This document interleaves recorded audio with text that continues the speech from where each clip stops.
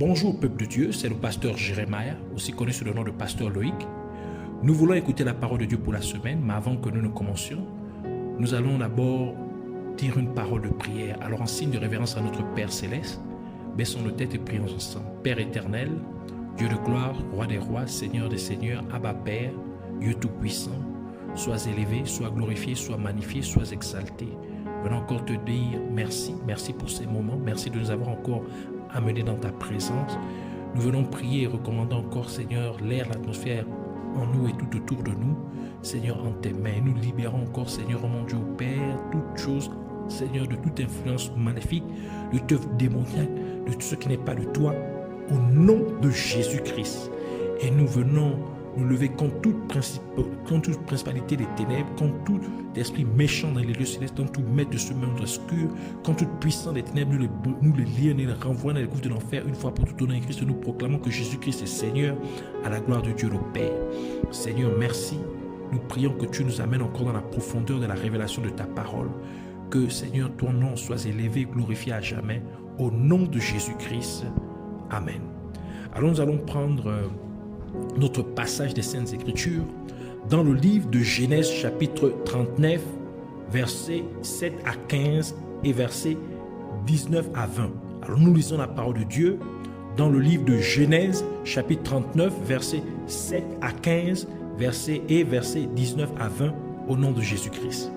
Après ces choses, il arriva que la femme de son maître porta les yeux sur Joseph et dit « Couche avec moi ». Il refusa et dit à la femme de son maître, « Voici, mon maître ne prend avec moi connaissance de rien dans la maison, et il a remis entre mes mains tout ce qui lui appartient. Il n'est pas plus grand que moi dans cette maison, et il ne m'a rien interdit excepté toi, parce que tu es sa femme.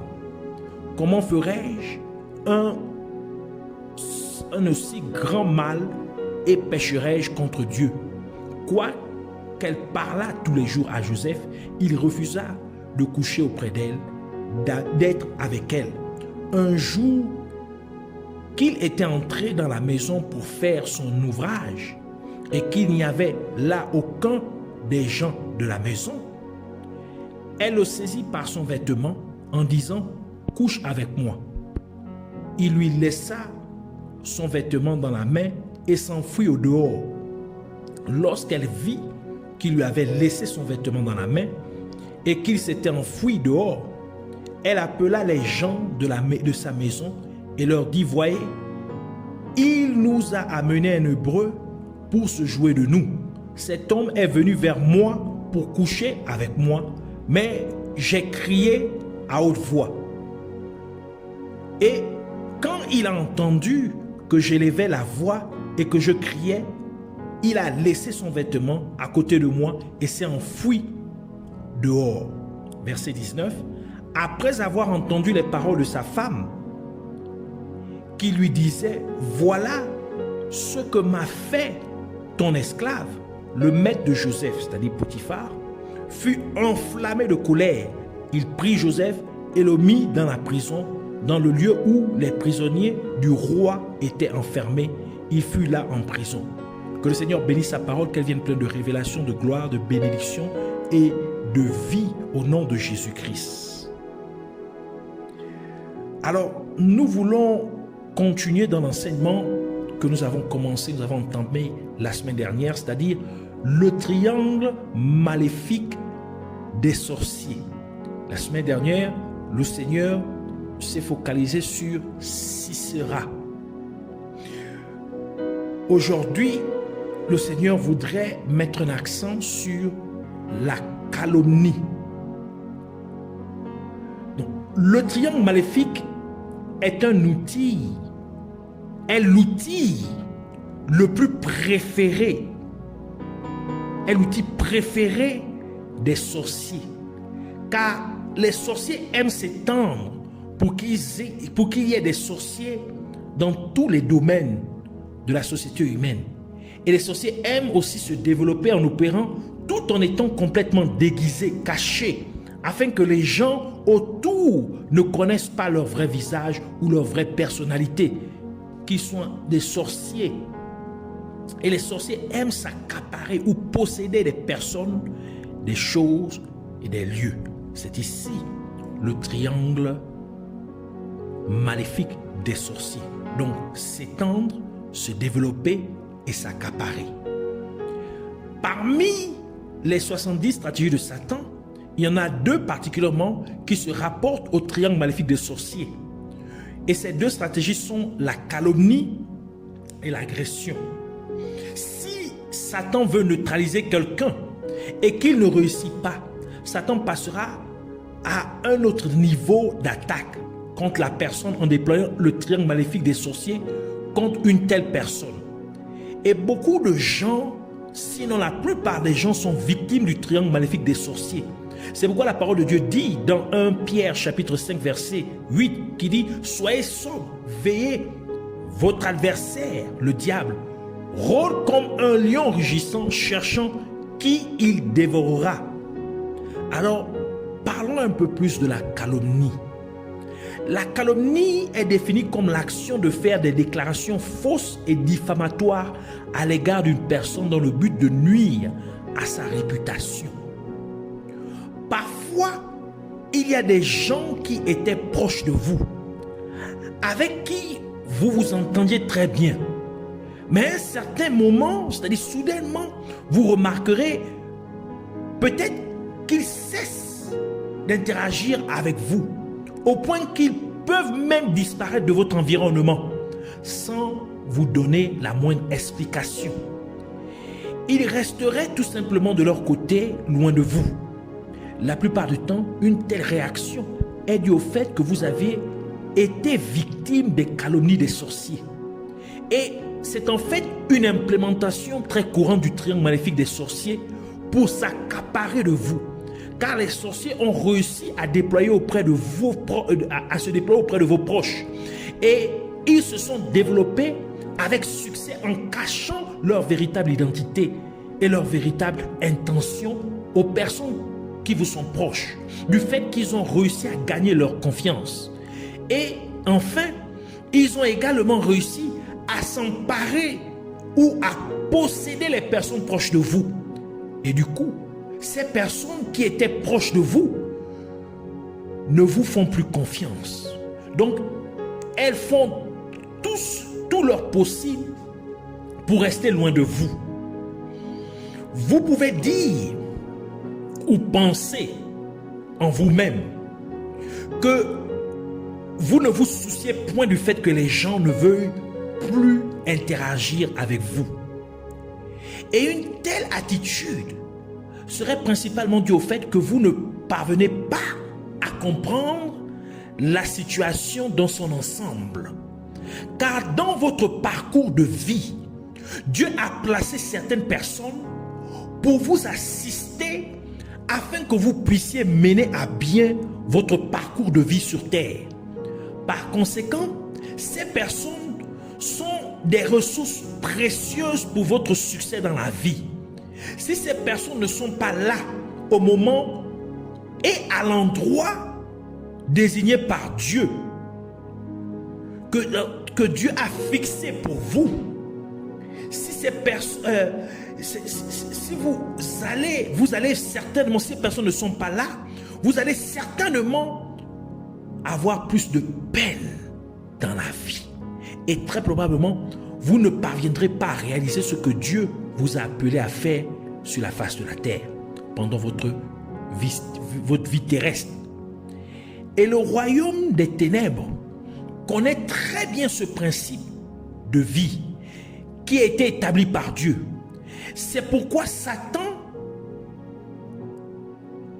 déploiera contre vous des agents humains du royaume des ténèbres, utilisant le triangle maléfique des sorciers, afin d'essayer d'éloigner de vous toute personne que Dieu a établie pour vous assister dans votre cheminement de vie sur terre.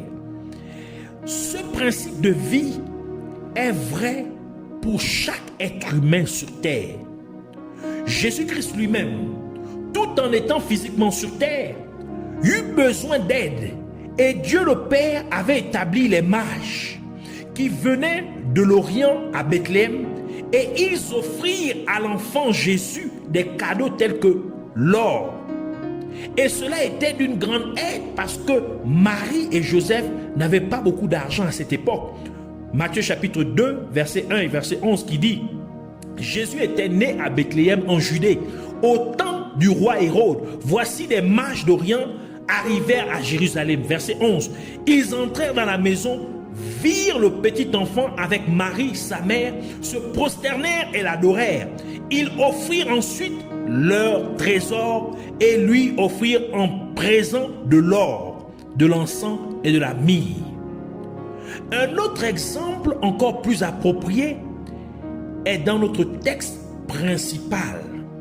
C'est le cas de Joseph, le fils de Jacob, car Dieu avait placé Potiphar pour aider Joseph lorsque Joseph fut vendu comme esclave et ensuite emmené en Égypte.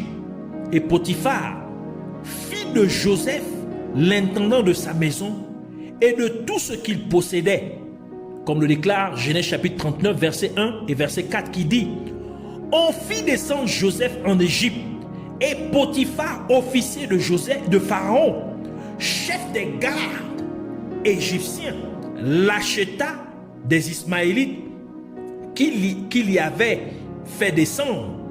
Verset 4. Joseph trouva grâce aux yeux de son maître, qu'il employa à son service, l'établit sur sa maison et lui confia tout ce qu'il possédait. Et c'est parce que Satan avait compris que Dieu avait placé Potiphar pour aider Joseph. Donc Satan utilisa la femme de Potiphar pour calomnier Joseph, car elle accusa faussement Joseph auprès de son mari Potiphar en déclarant que Joseph avait essayé de coucher avec elle, alors qu'elle était celle même qui proposait et harcelait même Joseph de coucher avec elle. Mais Joseph refusa. Ainsi, parce que la femme de Potiphar avait gagné la confiance de son mari, Potiphar mit Joseph en prison. Et c'était en fait un moyen pour Satan de retirer par des calomnies l'aide que Dieu avait accordée à Joseph. Mais même en prison, Dieu avait aussi placé de l'aide pour Joseph. La première aide était le gardien de la prison, qui fit de Joseph le responsable de tous les autres prisonniers. Genèse chapitre 39 verset 21-22 qui dit: l'Éternel fut avec Joseph et il étendit sur lui sa bonté et le mit en faveur aux yeux du chef de la prison. Et le chef de la prison plaça sous sa surveillance tous les prisonniers qui étaient dans la prison, et rien ne s'y faisait que par lui. Dieu avait également placé le majordome en chef de Pharaon, que Pharaon avait aussi mis en prison pour certaines raisons.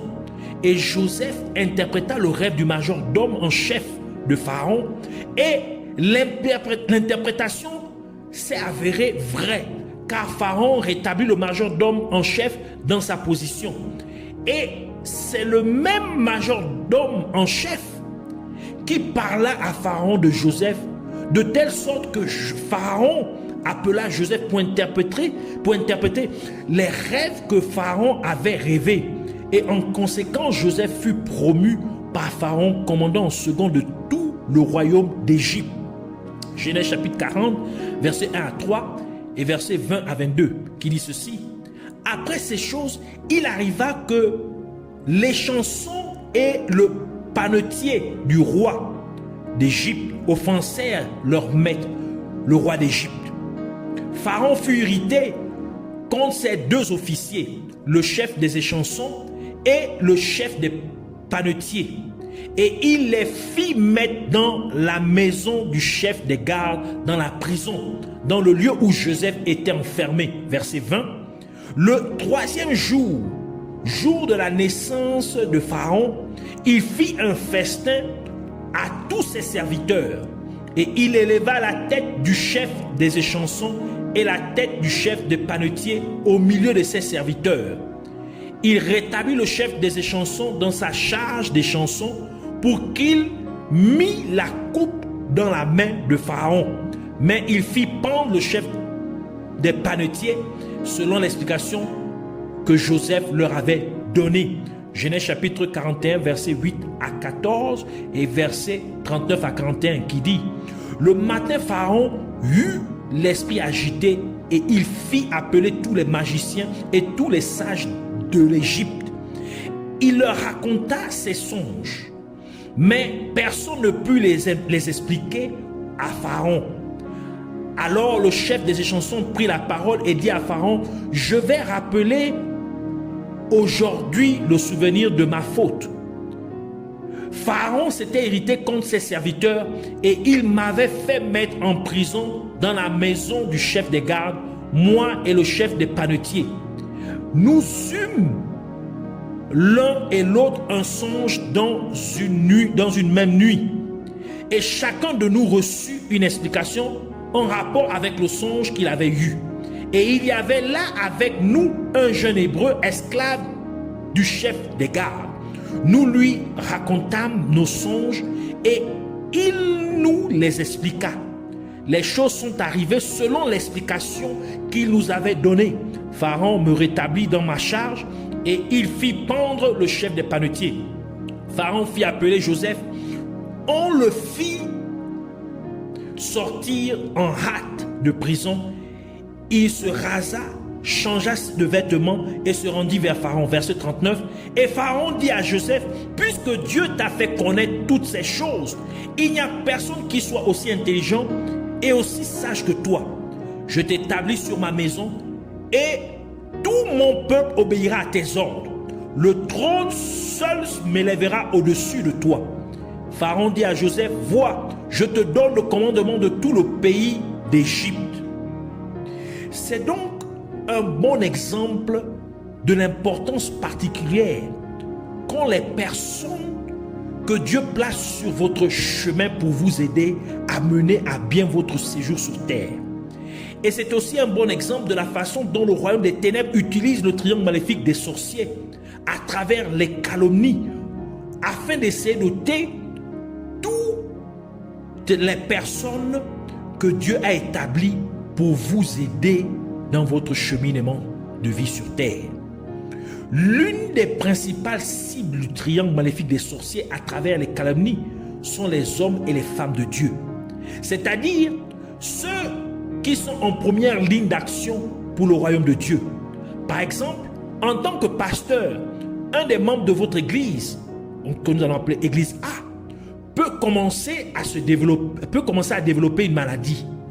Et en visitant une autre église que nous allons appeler église B, le pasteur de l'église B qu'il visite peut venir à prophétiser à cet homme que la maladie qu'il a est causée par son pasteur et qu'il va prier pour lui afin qu'il soit guéri. Et si cet homme croit à ce que dit cet autre pasteur, c'est-à-dire le pasteur de l'église B, il cesserait donc de venir dans votre église, donc l'église A, et il fréquenterait donc l'église de l'autre pasteur, l'église B. Mais ce dont cet homme n'est pas conscient, c'est que Dieu l'a réellement placé dans l'église A, dans votre église. Et c'était l'endroit où il aurait grandi et mûri spirituellement. Et c'était aussi l'endroit que Dieu avait fourni une couverture spirituelle ou une protection pour lui. Et que même s'il était tombé malade, Dieu l'aurait guéri là-bas. Mais parce que l'homme a quitté son église locale désignée par Dieu pour faire partie d'une autre église que Dieu n'a pas établie pour lui, l'homme s'enfuit en fait du lieu de provision spirituelle et de protection spirituelle que Dieu avait fixé pour lui. Et en conséquence, cet homme ne grandira plus spirituellement. Et de plus, il ira de trouble en trouble, un cercle vicieux de problèmes sans fin. Ainsi, dans ce cas, à la fois le pasteur A, c'est-à-dire vous, et l'homme ont été victimes du triangle maléfique des sorciers par la calomnie. Le pasteur B, donc le pasteur de l'église B, qui est en réalité un sorcier, a accusé le pasteur de l'église A, c'est-à-dire vous, qui est un véritable homme de Dieu, d'être sorcier.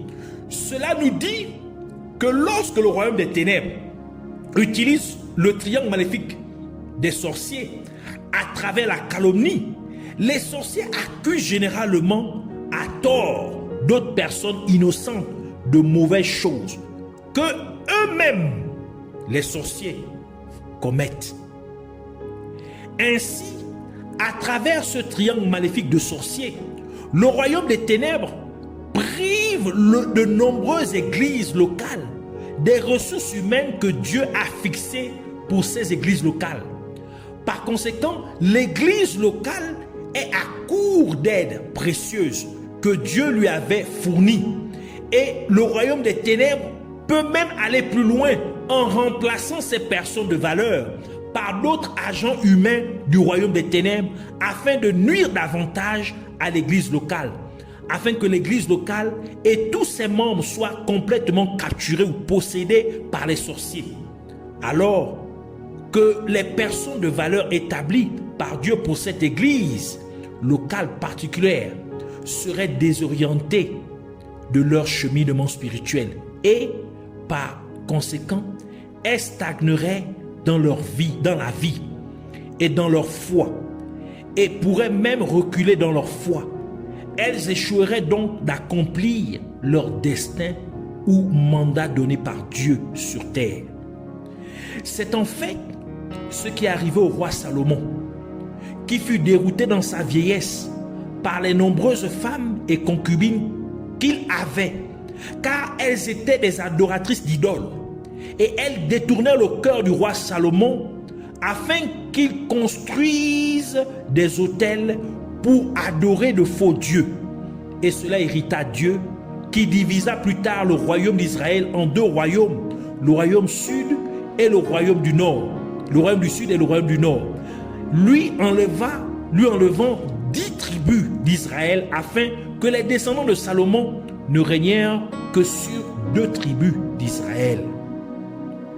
Dieu n'a pas seulement établi des personnes pour vous aider dans votre cheminement de vie terrestre, mais il a également établi des choses et des lieux.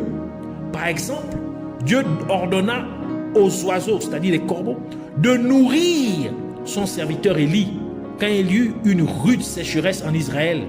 1 Roi chapitre 17 versets 2 à 16, on peut retrouver ce passage. Un autre exemple est le fait que Dieu avait établi l'Égypte pour être un lieu d'aide à Jacob et à toute sa famille, afin qu'ils puissent aller en Égypte pour échapper aux sévères 7 années de famine qui frappa toute la terre.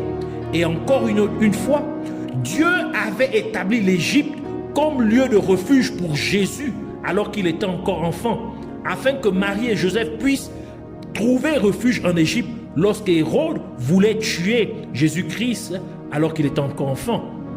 Ainsi, à travers le triangle maléfique des sorciers, le royaume des ténèbres combat le destin des êtres humains en essayant d'empêcher les êtres humains d'accomplir leur destin respectif donné par Dieu.